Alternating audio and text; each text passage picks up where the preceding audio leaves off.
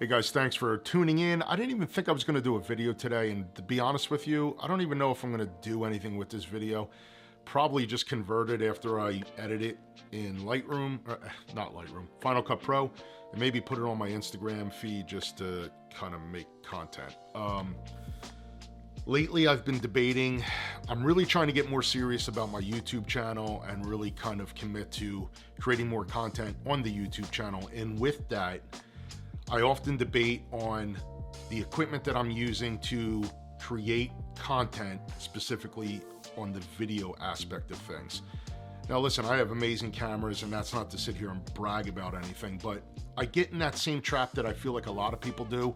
Do they need something better? Do they need something newer in order to create content? And I shake my head all the time because I realize what I have is definitely sufficient enough. Right now I'm filming on my EOSR, my Canon EOSR, with a 16-35 f4 stabilized. This is at 4K 30, 1/60th of a second, f4. We're at ISO 800, we're shooting f-log, and I'm gonna convert that to Rec 709.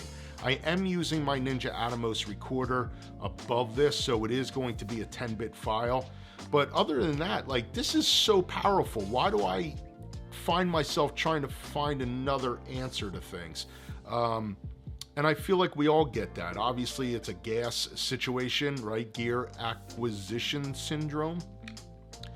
Oh, I sounded smart there for a minute. But, you know, I have a lot of cameras that I could probably use. I have been using a lot of times the Sony ZV-1. The Sony ZV-1, for example, is an amazing camera for vlogging.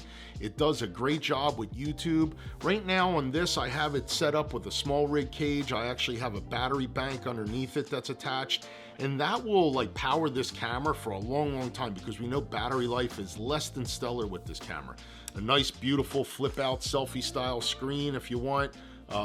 You know, it has an external mic, well, not an external, it has an internal mic right above, which is pretty good.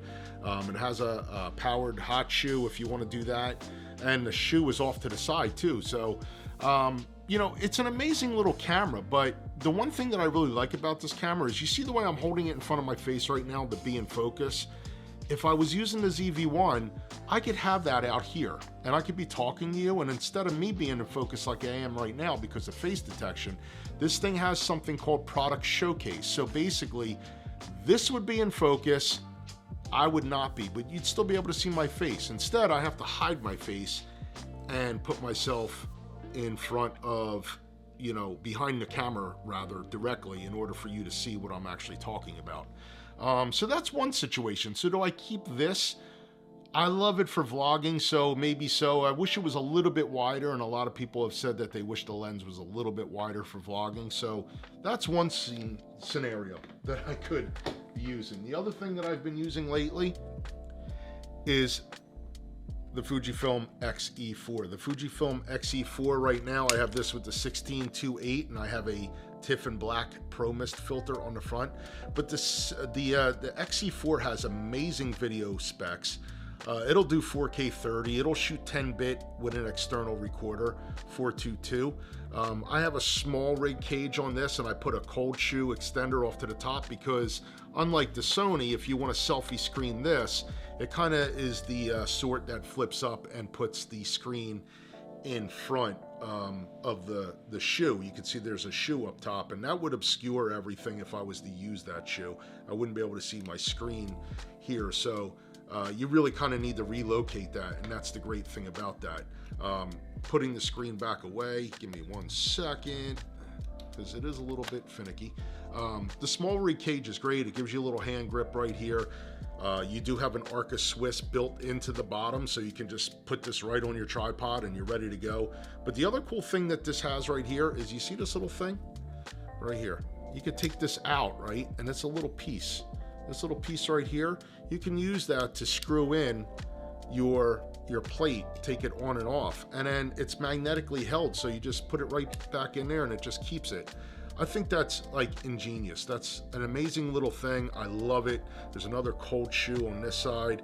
You can access your battery door and obviously your card slot and everything like that. And it's well built, and it's got a nice little wooden inlay right here as well, just like the ZV-1 cage. But the SmallRig stuff, man, these guys are making great stuff. They always have. And they're not that expensive either.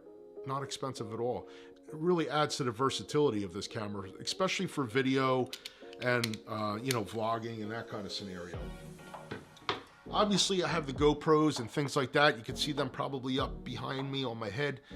But that begs the question again, do I need to step up? I was kind of contemplating if I want to stay in the Sony realm, do I buy an A7C full frame and use that? Because I really do enjoy the A6000 series of cameras. Do I buy an A6600?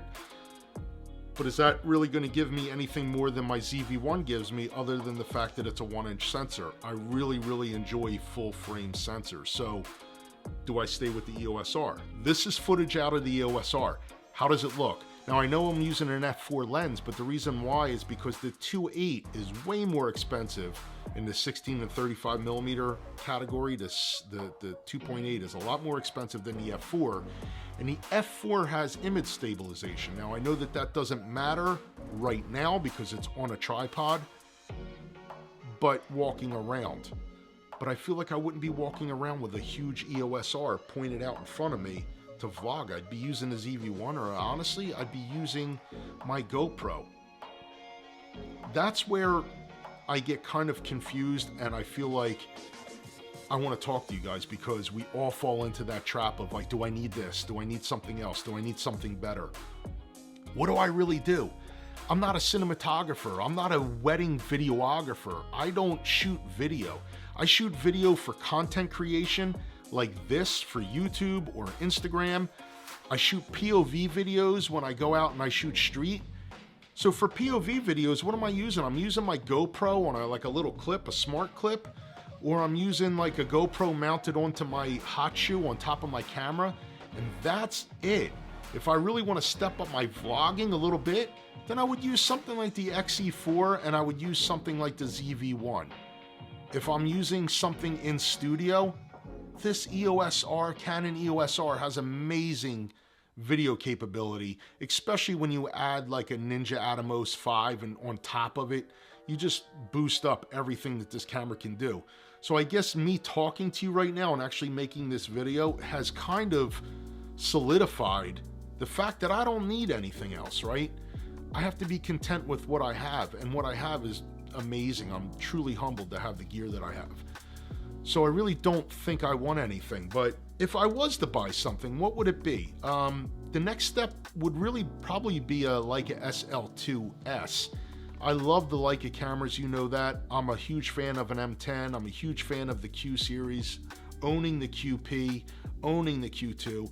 Absolutely love those cameras, and I know what it means to own a Leica. I know that once I buy that Leica, that means the lenses come along with it, and everything is double or triple the price. Is it deservingly so? It could be. The gear is amazing, but at the end of the day, I know that once I make that commitment, that's a lot of money. So do I step back and say, be content with the EOSR, or if you really want that Sony S-Log, I see that's the problem with Sony, is that I really do enjoy their profiles. I enjoy their log profiles. So if I want to get into that realm, do I buy an A7C? Do I wait and see what an A7C Mark II looks like? Do I wait until that FX3 is readily available and buy a Sony FX3? It starts to get really expensive. So I think I'm just going to be content for now. How does this log footage look? This is Sony. This is not Sony. This is Canon EOSR log footage that I converted to Rec 709, and I threw a simple LUT over top of it. Does the colors look good? Does the vibrancy look good? Does the overall aesthetic look good? The file is going to be cropped in a little bit, because that's the other thing with the Canon EOSR, is that the 4K is cropped. So that's something else. So there's pluses and negatives all the way around. It really just comes down to, can you make what you have work? Or do you find yourself spending money just for the fact that you feel like if you had something new, it would serve you better? I don't know that that's the case for me. So I think right now I'm going to be content. I think I'm going to hold on and make an educated choice for once in my life when it comes to camera gear, because like I'm all gas sometimes. And sometimes I'm never really happy about the purchase that I've made. So I just want to slow down. I'm glad I can make this video. I don't know that I'm going to do anything with this video. I don't know that I'll put it on YouTube. I really don't have a lot of content to share and create, but I may just edit it out because I want to see how the Canon EOSR looks in my studio environment. I'm shooting this during the day. I have the room nice and dark. Usually I try to make my videos at night. That way I can control the ambient light, but neither here nor there.